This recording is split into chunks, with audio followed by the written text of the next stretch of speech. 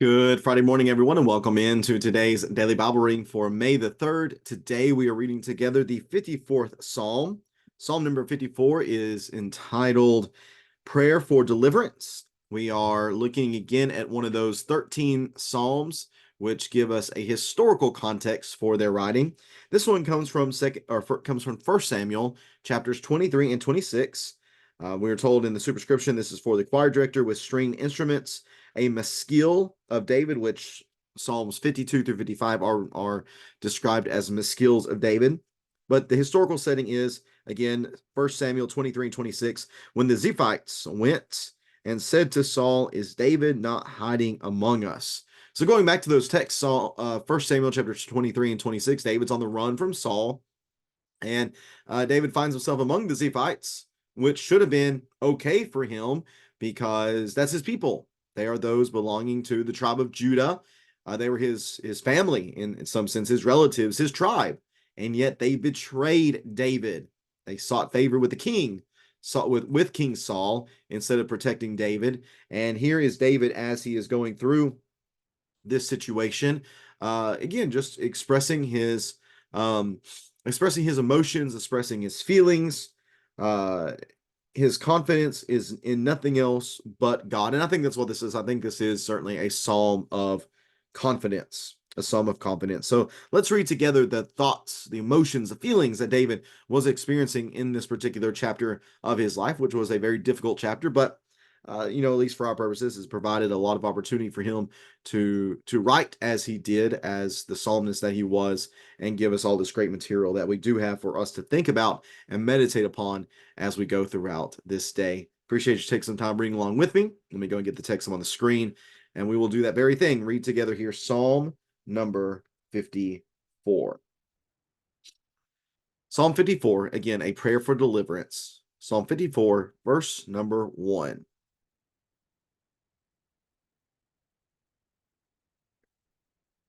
Psalm 54 and verse number 1. God, save me by your name and vindicate me by your might. God, hear my prayer. Listen to the words from my mouth. For strangers rise up against me, and violent men intend to kill me. They do not let God guide them. Selah. God is my helper. The Lord is the sustainer of my life. He will repay my adversities for their evil. Because of your faithfulness, annihilate them. I will sacrifice a free will offering to you. I will praise your name, Yahweh, because it is good. For he, Yahweh, has rescued me from every trouble, and my eye has looked down on my enemies. Psalm number 54.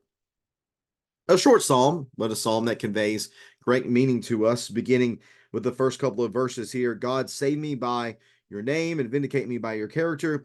The request of God is salvation and vindication.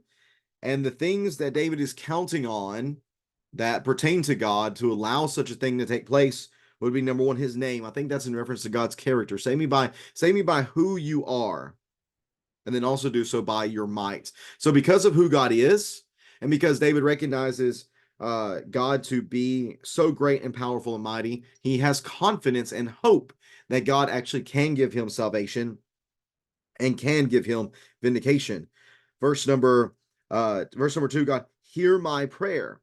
Listen to the words of my mouth. Hear and listen to what? My prayer, the words of my mouth. What is prayer? Prayer is the expression of one's deepest thoughts, of one's most sincere feelings. So please hear and listen to me as I pour out my soul to you, is the message of King David here. Well, later on, King David is not king at this time, but the message of David here in verses 1 and 2. And here's the problem. Here's the occasion that has led Jesus to make these particular requests. For strangers rise up against me, and violent men intend to kill me. They do not let God guide them. Strangers and violent men rise up against me. They intend to kill me. Again, the context of this is logical. We think about what's going on in those latter chapters of First Samuel. Saul is seeking to kill David, to take his life. And the reason he's doing this is because Saul isn't being led by God.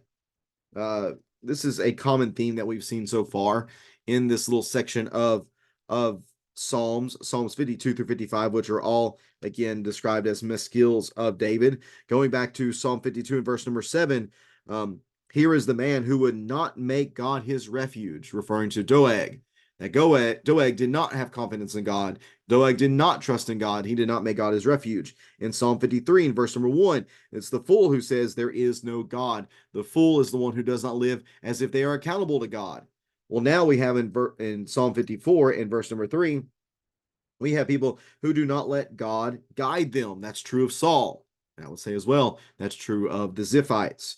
When you have people who do not make God the refuge, who do not live as if they are accountable to God, and those who do not let God guide them, then that's only going to lead to them doing bad things, being evil people, those who would even hurt those anointed of God. Verse number 4, God is my helper. The Lord is the sustainer of my life. He's my helper. He's my sustainer. And what will he do? What does David again have confidence in Yahweh doing? Which again, I think that God being his helper, God being his sustainer, that is an unpacking of his name, his character from verse number 1. Well, based upon that, he will repay my adversaries for their evil because of your faithfulness. Again, referencing Yahweh's character, annihilate them. He's calling here for God to carry out justice.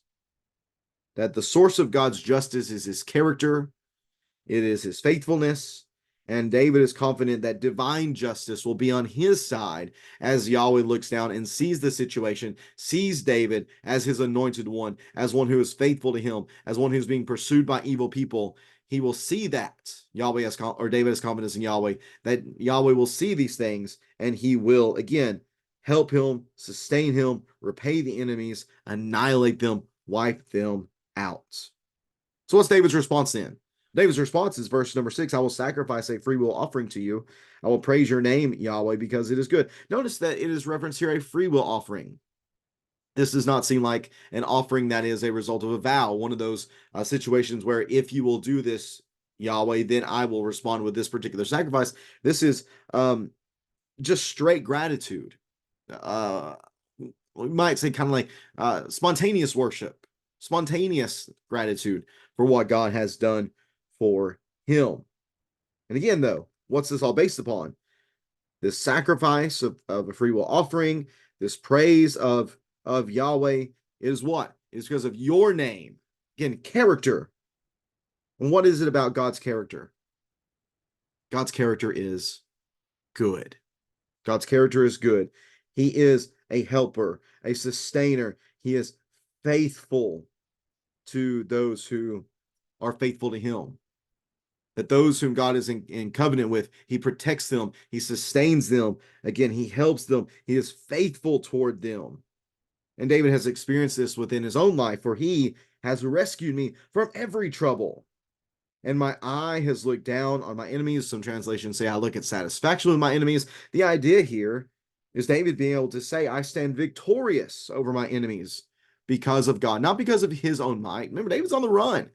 He's relying all throughout the time he's on the run. He is relying on so many other people to help him. But who are those people? Well, they are certainly just extensions of God's kindness and God's faithfulness to him. God is faithful. He is good. He is mighty. He is one who will repay the enemies who are against his faithful ones. So as we think about this text, I really want us to focus on God's character. And that his character is the foundation of David's confidence. His character is the foundation of David's hope. And because he knows who Yahweh is, he has confidence that Yahweh will sustain him, help him, and deliver him in the end against his enemies. And we contrast that with the character of the evil people. Again, going back to Psalm 52, they don't trust in Yahweh as the refuge. Psalm 53, they behave as if there is no God. Here in Psalm 54, they do not let God guide them. And guess what? These two different pathways, The pathway where David focuses on trust and confidence and reliance upon God, that leads to blessing. But in these other situations where there is no reliance, where there is no confidence, where there is no trust, where there is no willingness to be guided, guess what? Those lead to destruction. So again, a common theme that we think about as we go through the Psalms is, which path are we on? Which path are we on? Are we on the path that leads to blessing? Or are we on the path that leads to destruction? That choice is ours. May we choose the better part. May we be able to have confidence in Yahweh, knowing that He too will be faithful to us. He will help us, and He will sustain us. If you have any questions or comments about Psalm 54, please feel free to leave that in the comment section below. And I appreciate you taking so much for taking some time to read along with me on this Friday morning. So excited for tomorrow, beginning at 10 a.m. for our special studies with Saif Al-Safir, talking about his journey from Islam to Christianity. I hope that will be a blessing to all of you who can attend, if you're local. And if not, I'm hoping to be able to live stream those so that you can see those on the Loudoun Church of Christ Facebook and YouTube channels. Again, thanks for tuning in today. Have a great rest of your Friday. May God bless you all that you do. And I hope we'll see you on Monday. Monday will be our next read in Psalm 55. And also on Sunday, we'll be gathering together as normal, but Saif will be presenting the lessons on Sunday morning at 10 during our Bible class hour and 11 during the worship assembly. So hope to see you Sunday if we can, and hope you'll be back to read again on Monday from Psalm 55, a really heartfelt sermon or a psalm here by David, where he's going to discuss betrayal by a friend. Looking forward to reading that with you then. Take care and God bless.